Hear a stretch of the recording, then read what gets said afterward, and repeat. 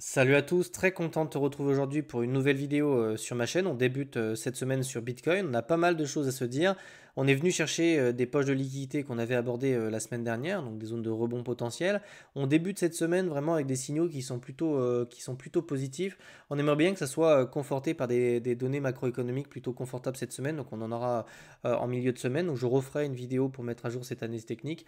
Mais pour le moment, en fait, on commence déjà cette semaine par des choses qui sont plutôt positives. Donc je vais commencer cette analyse technique en daily, comme j'aime bien le faire, ça permet de, comme ça pour un début de semaine, de se remettre un petit peu dans le jus et de voir un petit peu les mouvements qui sont long terme. Et ensuite, je prendrai mon petit scalpel et on descendra un petit peu dans les unités de temps pour voir vraiment ce qui se passe sur du H4, d'accord? Donc j'ai rajouté deux moyennes mobiles, c'est quelque chose qui va être régulier sur ma chaîne, c'est des choses qui fonctionnent très très bien. Et sur BitLearn, je rajouterai des vidéos en fait dans la format en fait concernant les moyennes mobiles pour que vous puissiez les exploiter correctement parce que c'est vraiment des outils qui nous apportent des informations qui sont extrêmement intéressantes, d'accord? Je vais commencer d'ailleurs à t'en parler dans cette vidéo. Donc déjà, ce qui est très intéressant, donc là je t'en ai mis deux, je t'ai mis une moyenne mobile 200, j'aime beaucoup, pour des unités de temps qui sont beaucoup plus longues sur du daily. Alors ça va répondre à une question fondamentale, est-ce qu'on est toujours en cycle haussier, en bull run et tout sur Bitcoin? La moyenne mobile 200 va répondre à cette question. Quand le prix passe au-dessus de la moyenne 200 ici, donc on le voit, à partir de ce moment-là, on a eu quelque chose d'haussier. En règle générale, on est sur une dynamique qui est haussière. Et tous les retests de la moyenne mobile, donc celui-là, celui-là, en fait, sont des opportunités de rentrer sur des positions longues, long terme, extrêmement confortables, d'accord? Donc c'est ce qu'on appelle des pullbacks sur moyenne mobile, et c'est extrêmement bull, d'accord? Donc en fait, on est toujours sur une dynamique haussière parce que le prix, tu vois, il y a un écart significatif entre la moyenne mobile et le prix, mais en plus de ça, tu vois qu'on n'est même pas revenu la chercher. C'est-à-dire qu'on pourrait carrément revenir chercher la moyenne mobile ici, sans que ça remette en question la tendance, d'accord? Bon, après, on peut en plus de ça rajouter, on pourrait rajouter le niveau des 38,2 et voir qu'on pourrait même descendre jusqu'à ces niveaux-là sans que ça remette en question la dynamique. Évidemment, je ne vais pas commencer à te faire peur, c'est absolument pas ce que j'ai en tête. Je t'explique simplement qu'ici, pour le moment, il n'y a pas à avoir peur. On est toujours sur un cycle haussier sur Bitcoin jusqu'à preuve du contraire, d'accord? Maintenant, on va rentrer un petit peu dans le détail. Je vais passer en bougie, on va passer en 4 heures et on va aller voir un petit peu ce qui se passe justement sur le haut de cette structure. Donc là, je vais agrandir un petit peu mon graphique. Alors, est-ce que c'est haussier, est-ce que c'est baissier ou est-ce que c'est ni l'un ni l'autre? C'est ni l'un ni l'autre. Ici, en fait, on est vraiment sur de la consolidation pure, en fait, hein. C'est typique. On a eu des gros mouvements volatiles qui nous ont amenés sur les 100 000 dollars. On savait que c'était un objectif qui était extrêmement dangereux, sur lequel on allait consolider, rester très longtemps. Il n'y avait pas un monde en fait où on n'évoluait pas sur les 100 000, hein. Ça, c'est quelque chose qu'on avait déjà vu ensemble sur Twitter. C'est plutôt positif de rester sur les niveaux des 100 000. On est toujours autour des 100 000. Donc c'est une performance remarquable ici. On maintient ces niveaux de prix et on consolide entre ces deux bornes. Donc là, on va se faire un peu chier entre ces deux bornes parce que l'objectif d'un run, c'est de venir chercher le bas, le haut, le bas, le haut. Et ce qu'on ne sait pas, c'est est-ce que c'est de la pattern d'accumulation, auquel cas on vient chercher tous les bas, d'accord, pour les revendre bien plus haut, ou est-ce que c'est de la pattern de distribution, auquel cas on vient chercher en fait tous les sommets ici et on distribue à chaque fois qu'on y va.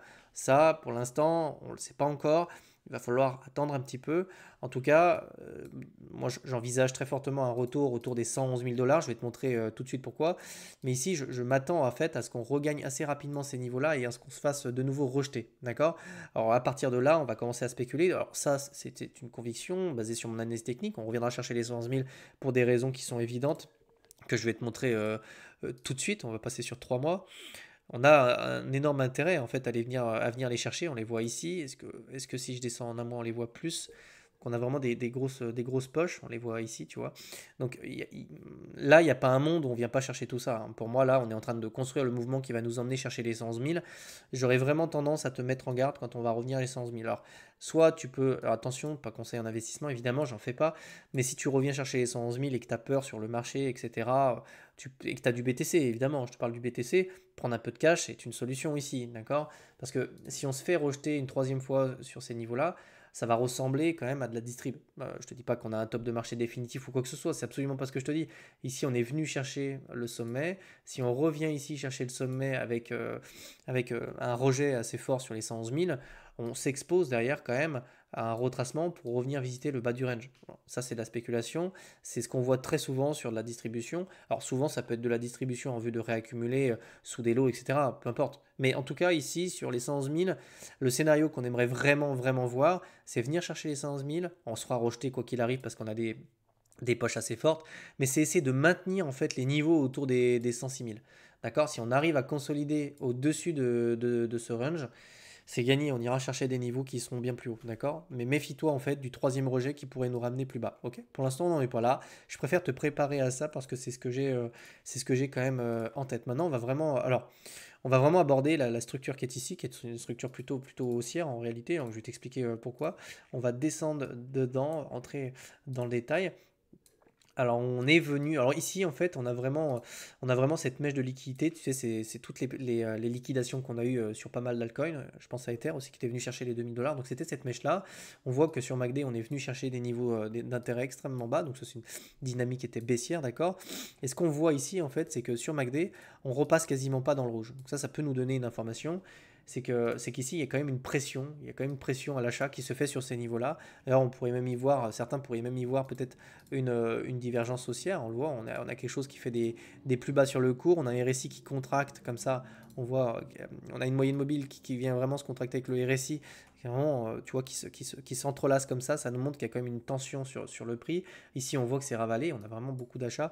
Donc en fait, je pense qu'ici, l'idée c'est de venir, on est venu chercher des stops, hein, on en reparlera, je te montrerai ça.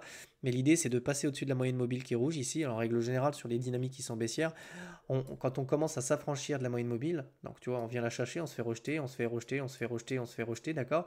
Et ici, quand on repasse au-dessus, en général, on se sert de la moyenne mobile comme pullback pour ensuite venir chercher des résistances, d'accord. Donc ici, en fait, on est vraiment occupé à faire ce pullback. Alors, ça dépend des news macroéconomiques qu'on aura.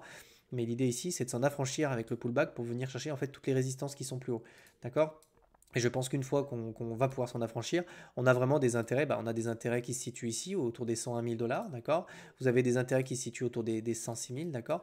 Et vous avez les derniers qui se situent au-dessus des 109 000 $, hein, et plus précisément jusqu'au 100, ouais, 111 000, 110 000. Donc ici, vous avez les intérêts max. Donc il n'y a pas un monde ici où on ne prend pas une rouge, d'accord. Hein, forcément, on peut consolider, mais on va prendre une rouge sur les niveaux des 110 000. Pour moi, ça me semble évident au vu des intérêts qu'on a sur ces niveaux-là, d'accord. Parce que rappelez-vous, ça va être de la vente voulue par des institutionnels et de la smart money, d'accord. Toutes les liquidations qui se situent là vont exercer une pression vendeuse sur le prix, d'accord. Après, l'idée, ça sera de maintenir en fait un cours sur ces niveaux-là pour essayer de venir s'affranchir, d'accord. Donc pour l'instant, c'est extrêmement boule de voir ça, vraiment. Ce MACD qui se fait racheter ici, cette pression haussière sur le RSI, on est vraiment, c'est presque un bull flag en fait, hein. Tu peux même tracer, on pourrait même tracer ça, hein. Enfin on pourrait tracer, on pourrait le tracer comme ça. On voit vraiment qu'en fait on va essayer de s'extraire de ce canal qui était baissier, hein. Tu vois, ça fait comme un petit triangle. Donc pour l'instant c'est le cas.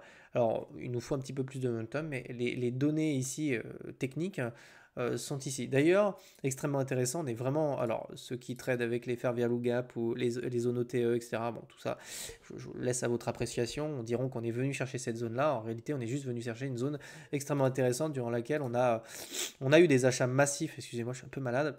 On est venu chercher des achats qui étaient plutôt importants sur cette structure-là. Donc en fait, en réalité, il y a probablement des institutionnels, de la smart money, etc., qui viennent défendre en fait ces niveaux de prix, d'accord, tout simplement. Et en fait, ça se voit également ça peut se voir également ici. On voit qu'on a eu pas mal de stop loss. Donc le prix est, donc ça sert aussi de liquidité d'achat, hein. On a non seulement des niveaux qui sont extrêmement défendus, mais on a également des poches ici qui servent d'achat. Ici, c'est des achats. Donc ça exerce une pression plutôt à la hausse. On va descendre un petit peu ce qui s'est passé. Donc on a eu cette mèche rapide.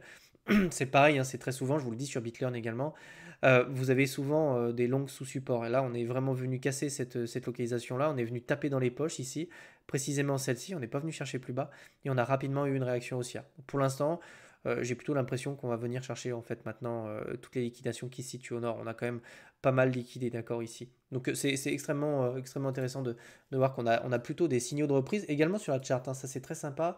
En daily, on le voit bien. Je vais vous enlever ça. Donc pareil, c'est des concepts que vous apprenez sur BitLearn. Ici, vous pourrez y voir un joli cluster, hein. Vous avez une, deux, trois, quatre, cinq, six mèches, d'accord. Donc voir cette petite contraction qui est vraiment en train de résoudre à la hausse, enfin, vous la voyez bien, je pense ici, on a vraiment ici une résolution qui est en train de se faire, d'accord? Donc c'est plutôt encourageant de voir, bah, de toute façon, la pression acheteuse que je vous montrais tout à l'heure sur MACD, on la retrouve également ici. Dernière chose, il y a des choses à dire en analyse technique, hein. On a vraiment cette divergence qui est haussière, d'accord? Ça vous dit pas qu'on va chercher to the moon, ça vous dit simplement que sur des unités de temps qui sont courtes, donc là on est sur du daily, ça peut être plusieurs jours, on peut avoir un rebond technique sur ces niveaux-là. On le voit, on a vraiment MACD qui reprend de la valeur, on a vraiment cette divergence, donc un cours qui fait un plus haut, alors que sur nos indicateurs, on a quelque chose qui fait un plus bas, d'accord? On va terminer un petit peu par les produits dérivés, voir un petit peu ce qui se passe. Donc, on a lessivé un peu tout le monde, hein, franchement, sur les produits dérivés. On le voit ici, sur cette zone de prix. Alors que franchement, les signaux sont plutôt encourageants. On a vraiment des positions qui font que enfin, ça, c'est que des clôtures de position, d'accord? Donc, on a peu de, tu vois, on n'a pas de l'enthousiasme comme ici, avec des rebonds, des machins. Non, là, on a lessivé tout le monde clôture, personne ne fait plus rien. On est même revenu chercher du négatif ici sur le funding. C'est absolument pas ce qu'on voit sur des sommets de marché au passage, hein. Quand tout le monde flippe et tout, c'est absolument pas ça. D'ailleurs, on a les liquidations records ici. On est vraiment venu chercher énormément d'intérêt. Donc, je te dirais que les datas techniques ici sont plutôt bonnes. Maintenant, on va attendre de voir, un petit peu ce qui va se passer en milieu de semaine. On va avoir des informations. On voit l'inflation qui a l'air de baisser encore. Alors, je ne sais pas comment Trustflation le met à jour, mais c'est intéressant de voir cette inflation qui baisse. C'est tout ce qu'on veut voir, hein, d'accord? Donc, pour nous, c'est plutôt une bonne nouvelle, d'accord? Inflation maîtrisée, donc on n'a pas de hausse de taux à prévoir. Ils pourront peut-être même éventuellement les baisser si les chiffres du chômage sont mauvais, par exemple. Donc on va voir, pour l'instant, les données macroéconomiques tiennent le coup. C'est plutôt encourageant. Donc ici, je m'attends plutôt à du retracement aussi. Alors tu vois, la moyenne mobile, on la voit bien ici. Ce serait bien de repasser au-dessus justement pour avoir ce signal pour revenir chercher les poches qui se situent plus haut. En tout cas, quoi qu'il arrive, je te souhaite de passer une excellente journée. Si tu aimes le contenu, bah, n'hésite pas à t'abonner. Tu peux aussi rejoindre BitLearn dans la description. Tu seras le bienvenu. Et puis je te retrouve demain pour une nouvelle vidéo. On parlera peut-être des altcoins. Ciao, ciao!